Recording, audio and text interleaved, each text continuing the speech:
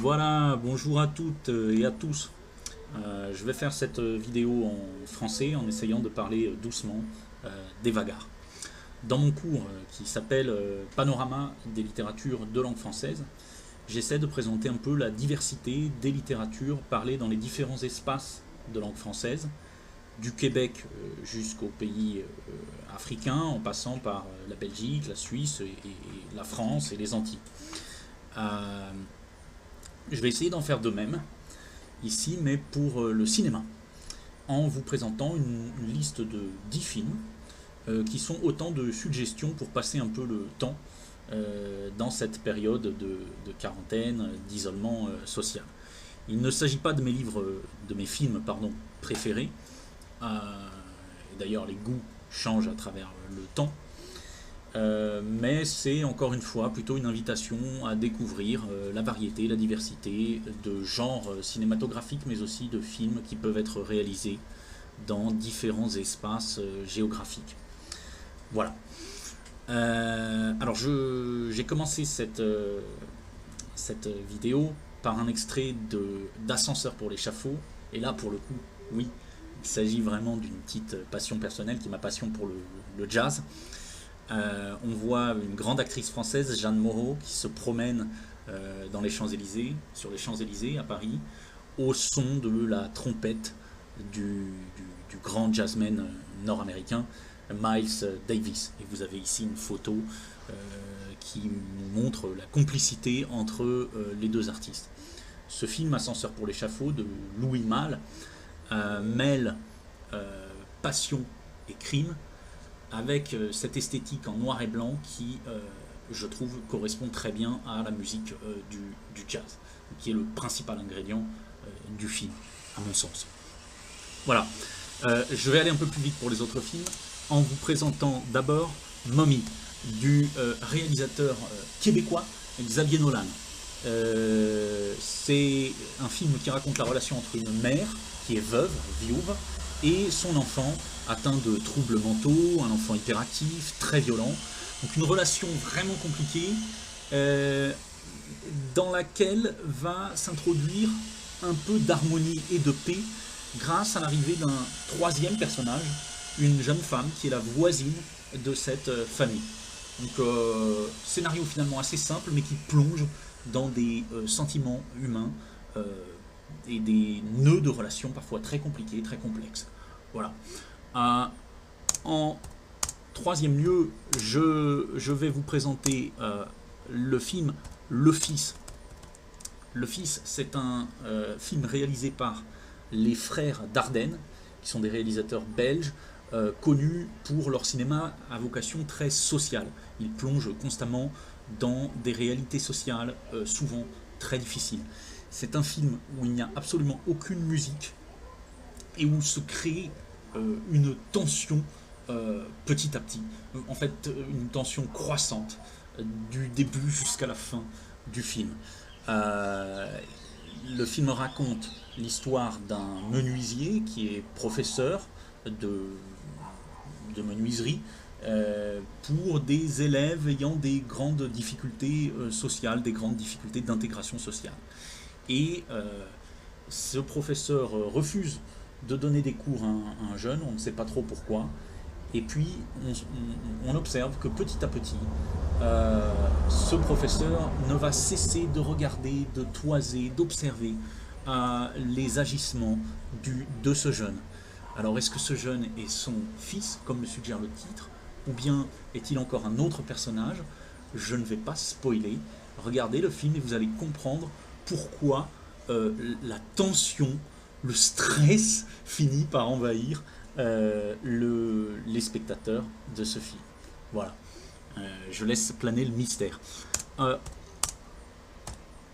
Quatrièmement, je vais vous présenter un grand classique du cinéma, Pierrot le Fou.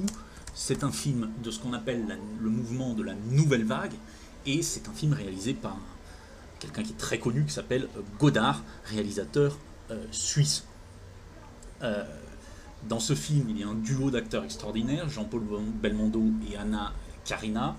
Et puis, c'est un film qui, comme souvent pour les films de la nouvelle vague, va mêler un ensemble de références culturelles, intellectuelles. Il y a des citations de poèmes de Rimbaud, mais qui en même temps se regarde avec beaucoup de plaisir. On est un peu happé par ce film qui se présente un peu comme un film d'aventure, euh, comme une sorte de road movie dans le sud de la France.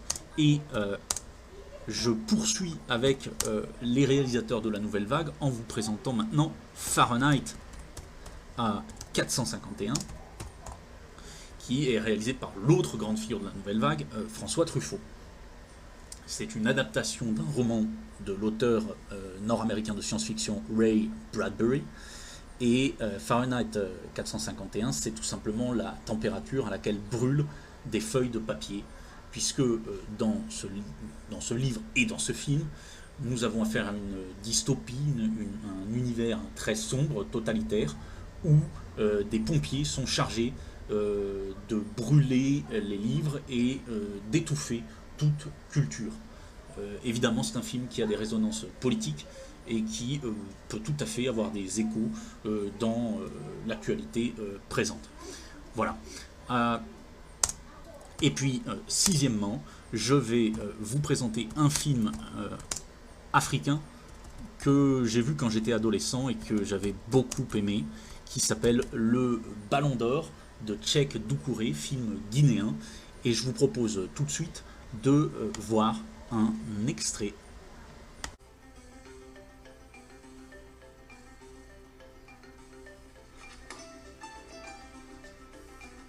Je m'appelle Bandio. Je suis né un soir de pleine lune. Sarah le sorcier a dit à mon père que j'étais choisi par les dieux. Mon père a traité Sarah de vieux fou. Mais moi, je suis sûre que je serai un grand footballeur. En attendant, je n'ai pour tout ballon qu'une balle de chiffon.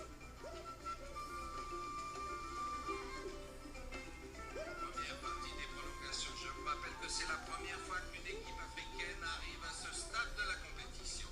Car si le Cameroun arrivait à se maintenir dans sa lancée actuelle, ce serait vraiment du grand plaisir pour l'ensemble du continent africain. Bandian, viens nous aider. Bandian, viens nous aider.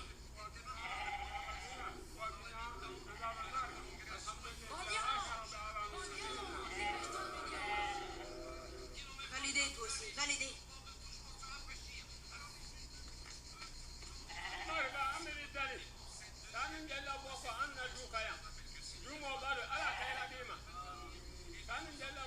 Regarde devant toi, faut rien.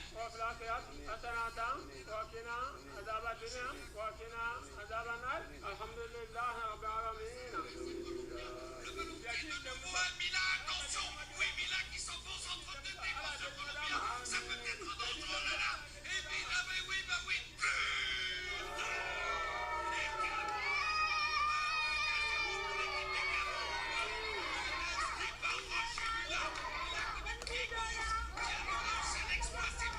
Bon ben voilà, alors tout le reste du film, si vous souhaitez le voir, vous allez pouvoir suivre la trajectoire de ce petit garçon qui va vivre son rêve de devenir un footballeur professionnel. Et juste pour l'anecdote, je sais que c'est de ma génération, et je suis déjà peut-être un peu vieux, mais les jeunes garçons écoutent une radio et ils écoutent en fait les exploits de l'équipe nationale du Cameroun, qui dans les années 90 était une très grande équipe nationale, la meilleure d'Afrique, qui faisait vibrer toute l'Afrique avec des joueurs incroyables, comme Roger Mila, que vous avez sur votre écran à gauche. Donc voilà. Ben, écoutez, on termine là-dessus et je ferai une deuxième petite vidéo pour terminer mon top 10, hein, mon top 10 avec des dernières suggestions de films. Voilà.